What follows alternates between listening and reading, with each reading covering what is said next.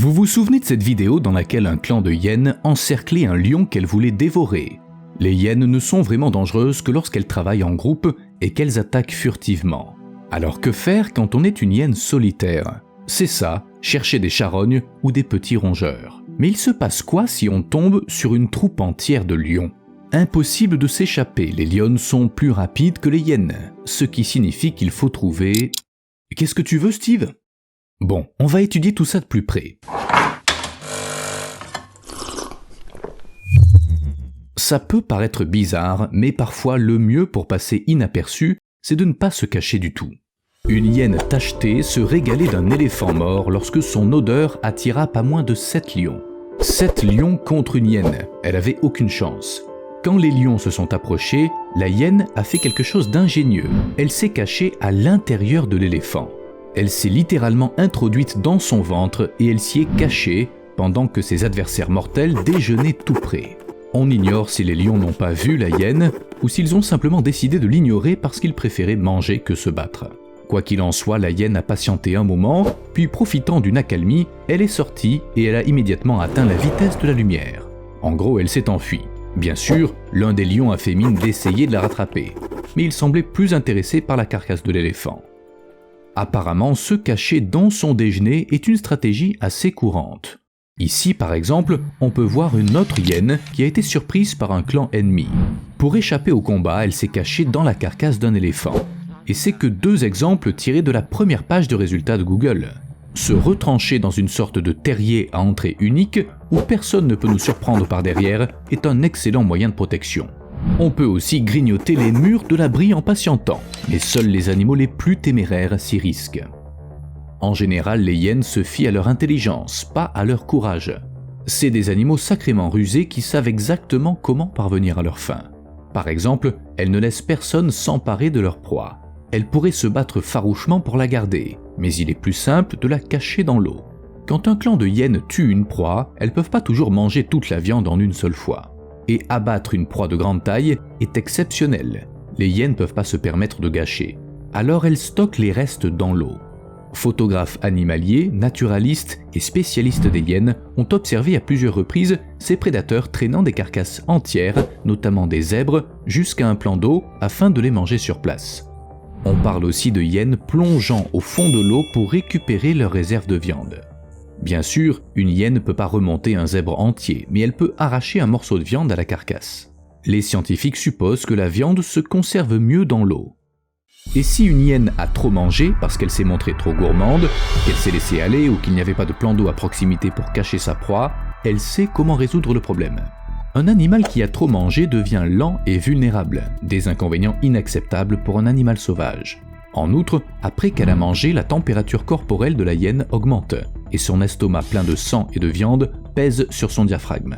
Tout ça rend la respiration de l'animal difficile. En bref, que des inconvénients.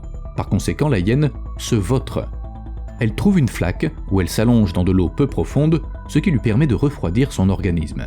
Il est fort probable que l'eau facilite aussi la respiration. Après un tel repos, la hyène est revigorée et prête à repartir à la chasse. Cette façon de gérer les indigestions est largement préférable à celle dont je vais vous parler et qui est heureusement une pure fiction.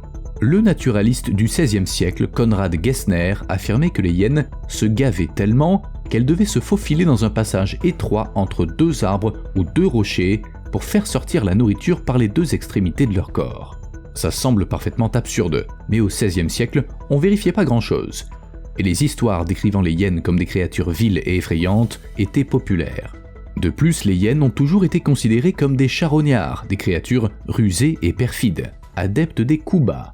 En fait, les hyènes tuent elles-mêmes près de 95% des proies dont elles se nourrissent. C'est donc de purs préjugés.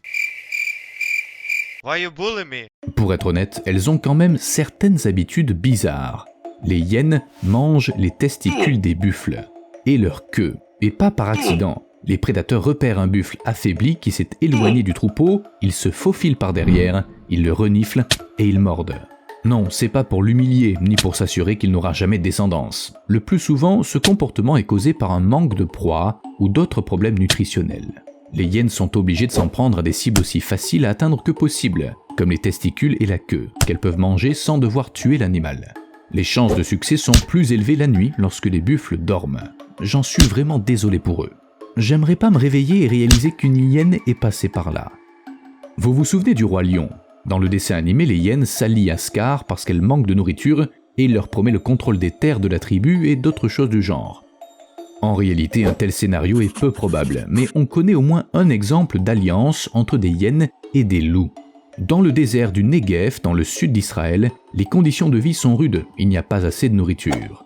Et on y a aperçu au moins une hyène rayée courant avec une meute de loups gris. Il semble que les prédateurs aient décidé de tirer parti des points forts de chacun afin de se sauver de la famine. Les loups sont plus rapides et ils peuvent tuer de gros animaux. La hyène excelle à trouver des ordures et à creuser, et ses mâchoires peuvent briser les os comme on ouvrirait une boîte de conserve. Souvenez-vous de ça, j'y reviendrai plus tard. S'allier avec des loups n'est pas la seule marque d'intelligence de la part des hyènes. Elles savent aussi très bien comment se comportent les vautours. Les hyènes ont un odorat très développé. Mais pourquoi se fatiguer quand on peut se contenter de regarder le ciel? Quand une hyène remarque un grand groupe de vautours et qu'elle se rend compte que les oiseaux sont sur le point de se poser, elle se précipite à l'endroit en question. Si les vautours se posent, c'est qu'il y a un animal mort, donc un bon repas en vue. Il est important de vite s'enfuir avant que l'odeur n'attire d'autres prédateurs. Les hyènes ont donc eu l'idée de se diriger à l'aide des vautours. Les oiseaux leur servent d'éclaireurs et ils ne soupçonnent même pas que les hyènes profitent d'eux. Maintenant, imaginez que vous explorez une grotte en Arabie Saoudite et que vous découvrez soudainement des os. Et pas une poignée, mais des dizaines de milliers d'os de chevaux, de gazelles, de chèvres, de dromadaires, d'ânes, de hyènes et d'humains. Quelle serait la première pensée qui vous viendrait à l'esprit? C'est peut-être l'emplacement d'un ancien cimetière, ou un lieu de culte pour des hommes préhistoriques. Peut-être qu'on y procédait à des sacrifices cruels. Eh bien, pas tout à fait. La grotte en question a abrité les festins de hyènes pendant des milliers d'années. Lorsque les archéologues ont procédé à une datation au carbone 14, ils ont découvert que les ossements couvraient une période s'étalant sur plus de 7000 ans. Des hyènes venaient au même endroit, elles y mangeaient, puis elles y enterraient les os et elles repartaient, et ainsi de suite, de génération en génération. Depuis des milliers d'années. C'est ce qu'on appelle une tradition familiale. Mais pourquoi les hyènes ont besoin d'os? Et c'est pas seulement qu'elles ne savent pas quoi faire de ces objets inutiles. Comme je l'ai dit, ces animaux aiment stocker de la nourriture pour plus tard s'il y en a trop. Lorsqu'il n'y a pas d'eau à proximité, les hyènes enterrent des os et des morceaux de viande dans des fosses peu profondes. Et les hyènes adorent l'os.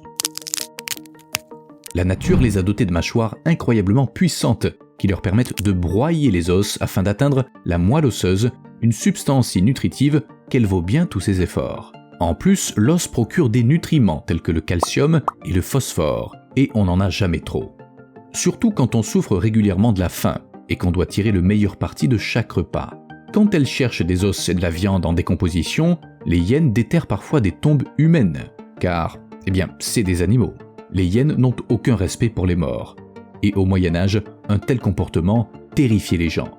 Dans les bestiaires illustrés de l'époque, la hyène est dépeinte comme une créature fourbe et répugnante, connue pour habiter les cimetières et déterrer les gens récemment décédés pour manger leurs cadavres. La hyène étant un animal nocturne, ces événements ont lieu la nuit, ce qui accentue leur effet. En plus de manger des cadavres, la hyène est dotée d'autres caractéristiques terrifiantes. On racontait qu'elle était capable de changer de sexe, de passer de mâle à femelle et vice-versa, comme il sied à une créature fourbe. On affirmait aussi que la hyène pouvait imiter le son d'une voix humaine afin d'attirer les gens hors de chez eux pour les dévorer.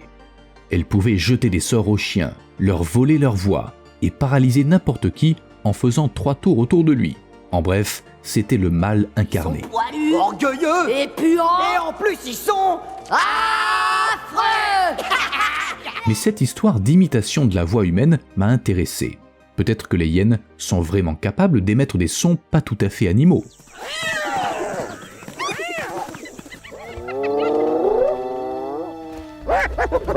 Voici le crocota, un chien-loup mythique qui aurait vécu en Inde et en Éthiopie. On parle parfois du crocota comme d'un croisement entre une hyène et un lion. Bref, toutes les descriptions de cette mystérieuse bête sont aussi étranges que possible. Pline l'Ancien mentionne 2 créatures évoquant le crocota. La plus rapide de toutes les bêtes, de la taille d'un âne, avec des hanches de cerf, un cou, une queue et une poitrine de lion, une tête de blaireau, le sabot fendu, une gueule s'ouvrant jusqu'aux oreilles et des rangées d'os au lieu de dents. Cet animal est réputé imiter la voix des êtres humains.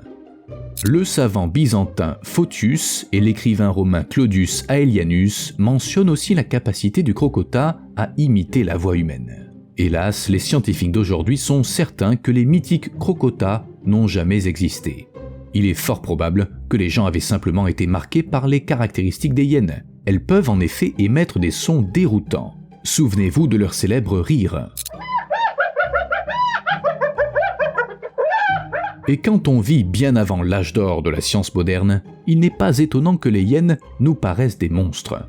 Au fil du temps, on a étudié les hyènes de manière suffisamment approfondie pour faire la part des choses entre les différents témoignages anciens.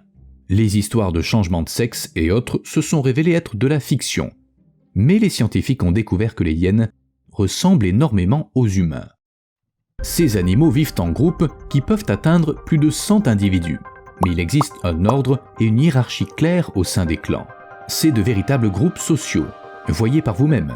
Dans une société humaine, les personnes de haut rang transmettent leurs relations utiles à leurs enfants. Et il en va de même dans les sociétés de hyènes.